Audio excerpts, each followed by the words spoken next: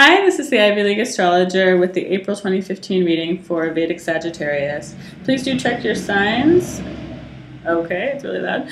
Please do check your signs at galacticcenter.org or whatever other Vedic calculator you like, because Vedic signs are different than Western signs, and the house positions are different too. And I think the house positions are valuable for figuring out all the energy that's going to be coming your way at any given time. So, yeah. Okay, so what I'm seeing for Sagittarius for April, so it looks like there's something that you've been very firm about, very set about, that is just not moving along at the speed that you want it to be moving along. And I feel like you would sort of like to give up on it, just be done with it. But it's such like a dream of yours, or it's like been so much your baby that you can't, in a way. Even though it feels like it's just like never gonna get there. I feel like this is something you've been working really hard on, and it just feels so stuck. So I see you having some moments of just real pain and sadness about that this month. Just feeling defeated, you know, like really all this work for nothing? But yeah, I mean, I think that the thing is that you do have to be patient, and you have to be more patient than you would have kind of dreamed you would have to be, I think. So there is good stuff coming for you. Whatever you've been working on, I feel like you will be able to complete it, and I feel like you will be able to make it work, to fit it together, you know, and to grow it and enjoy it. You know, I think there's like, your day in the sun is coming. It's just that it's taking longer than you want it to because it's stuck for some reason that's out of your hands. So, yeah, I think that you can kind of be comforted by the fact that things are moving along, things are turning the way they are supposed to. It's just taking longer than feels acceptable to you. And I feel like you may know that, you know, your higher self may know that and be like, okay, you know, I feel like you're like, Jupiterian optimism is really going to be like, all right, that's fine. I can get through this. This is a spiritual lesson. And I'm learning so much and I'm growing and look what I've done. And even if the thing that I want isn't here yet, it's still great. And then I think you're still going to have moments during the month, though, where you're like, shut up. I cannot listen to your Pollyanna self, you know, and that's just all within your own mind. You know, I feel like you're going to be struggling to maintain your optimism about a situation that just seems broken, you know, that you keep wanting to fix. And you can't stop pouring energy into it, but it just seems like the fog will never lift.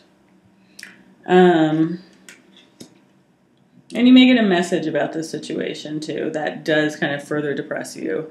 Or that you're like, really? Like, it's still this stuck, you know, after all this time? I had such high hopes for this, and there's still so much to wade through. That's how I feel about that. But I think the advice here is to have strength, have patience, to kind of soothe the savage beast as much as you can. If somebody has harsh words for you, don't return them. Try to come from your best self, your best, try to come with healing words, things that will resolve the situation rather than exacerbate it. That may not be entirely possible, you know, you may need to paw up the ground a little bit, but I think the aim should be to kind of move things forward into the future. So if you need to bury things a little bit, then, you know, you may need to kind of, you may not be able to say everything you're thinking, because I feel like you shouldn't express the full extent of this disappointment if you're in contact with this person.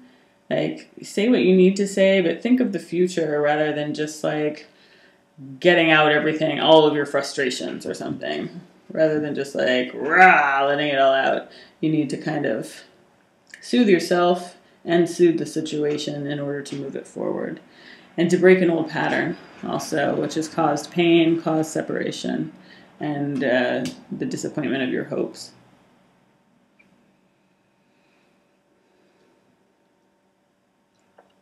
Yeah, you kind of may need to pray for strength at some point in the month where you're just like, Lord, give me strength because I cannot with this.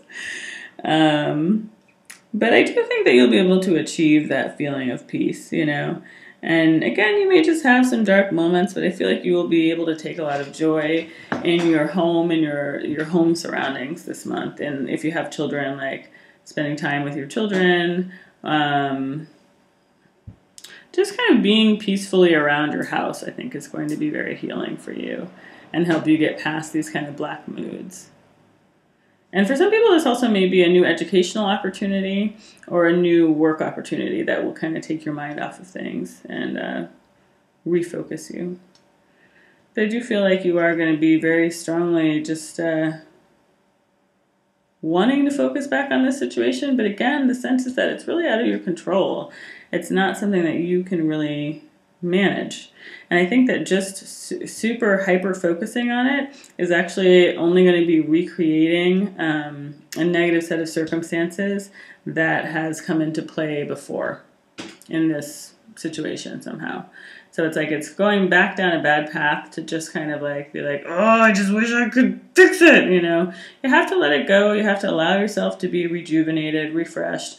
Allow other things to come into your consciousness, basically. Allow yourself to get involved with other things and really focus on your own renewal. What is it? You know, it's kind of a fifth house moment where it's like, what's the sign on your fifth house? And like, what can you do to make that area happy, you know? So if you've got Taurus in the fifth house, then, you know, you may need to be like cooking wonderful food and like just taking time to like just be cozy with your friends and do nothing, you know, or be out in nature or whatever. If you've got Capricorn in your fifth house, you may need to like work on some projects that you want to like accomplish separate from your job and, you know, whatever. It's time to like really exercise that fifth house energy to renew yourself and renew your intuition and your joy. Because I feel like you're at a danger of this one issue kind of sapping all your joy for the month, and that is not the path you want to go down. I feel like you've been down that path before, and it's not leading you anywhere different. You got to get yourself out of the funk in order for it to move forward. And I think that's part of the lesson for you also, is like learning how to wait well, learning how to wait productively. Because again, it feels like all you can do in this situation is just sort of wait for it to come around. Okay, so you have to figure out how to do that without just draining all your resources, basically.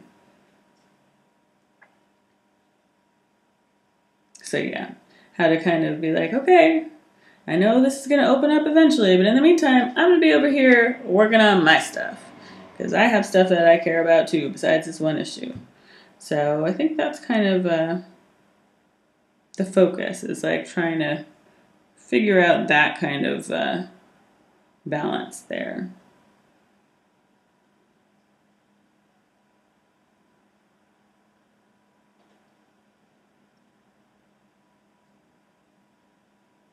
I think it's also be careful not to seek escape in, you know, stimulants or something. Like, be careful not to drink too much or party too much or whatever in order to kind of escape this feeling, because I feel like that's only going to end up with you feeling defeated. And I feel like that's also somewhere where you've been before, maybe. You know, or just escapism in general is not the way out. The way out of this is to build, to rebuild. You know, to work on your stuff, work on the stuff that you can work on, which you probably have already been doing and maybe sick of doing that. But it's like, take a break, renew yourself, and then get back to work is kind of the feeling. And this will happen when it's meant to happen. So, yeah. So that's what I'm seeing for April for Sagittarius. So I hope that is helpful. And please get in touch if you would like a personal reading. My email address is theivyleagueastrologer@gmail.com, and my information is down below. Thanks for watching. Bye.